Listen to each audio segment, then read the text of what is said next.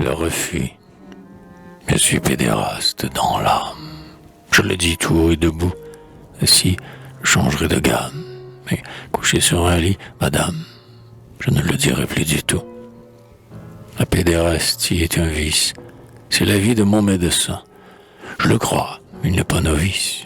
Quand il soutient que l'exercice, le plus naturel, le plus sain. Saint comme la mère et son hâle, l'honneur même de la maison, qui fait le regard le moins pâle, le plus magnifiquement mâle, sans aucune comparaison.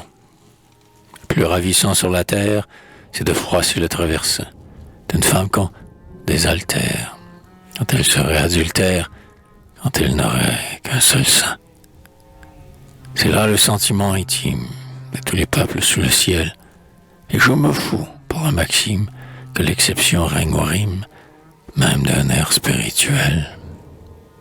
De tous, oui, autant que nous sommes, aussi bien du chinois charmant que du français, peintre de pommes, et c'est l'opinion des hommes, qui furent des hommes, vraiment. Plus forts que ceux dont leur église met les cercueils au Panthéon, ce sont ceux-là qu'on poétise. Par exemple, Abraham, Moïse, et si tu veux, Napoléon. C'est l'opinion du plus sage, chez les Slaves au regard clair, chez les Germains au doux visage, chez les Latins au beau langage, et chez les Bretons au cœur fier. C'est la tienne, aimée, et la nôtre.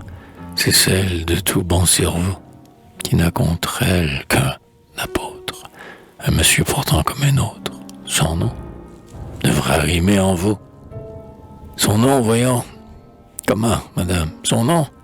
Et puisqu'il n'est pas pur, il souillerait ce nom infâme des chastes oreilles de femme. Et puis moi, je n'en suis pas sûr.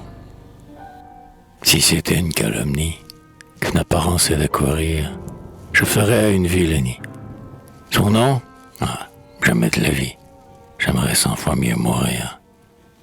La jolie école qu'il fonde, sans ce nom-là, pourra planer dans une obscurité profonde. La plus belle fille du monde, comme l'on dit, ne peut donner. D'ailleurs, madame, cette école ne fait pas beaucoup d'adhérents. Ils n'ont pas de porte-parole. Et c'est comme une offre un peu molle qui rit à des indifférents. Cependant, sa présence agace ceux qui la soupçonnent dans l'air, car ce soupçon va, se déplace, et finalement vous enlace, comme la vague dans la mer. Ces messieurs lisent la Gazette, dînant en ville, c'est bien mis. Quelquefois courtise Lisette. J'approuve cela, mais, Mazette, je n'en gueule pas mes amis. Mais ces vilains soupçons nous gênent. Ils pourraient submerger un jour, près de la niche, avec la chaîne, l'amitié, cette belle chienne qui hurle à sa lune d'amour. Pour moi, vous remarquerez comme j'ai quelque grâce à protester. Passant pour la moitié d'un homme, n'aurais-je pas le droit, en somme, de chercher à me compléter? Bien mieux, tiens, je ne suis pas large, mais le plus raide des paris. Qu'on me le tienne, et je me charge, sous les yeux du public, en marge du plus vieux mouchard de Paris. Ah, je ne suis pas pédéraste. Que serait-ce si je l'étais? Voyez, madame, quel contraste. Ah, par la perruque d'Éraste. Et maintenant, si je pétais.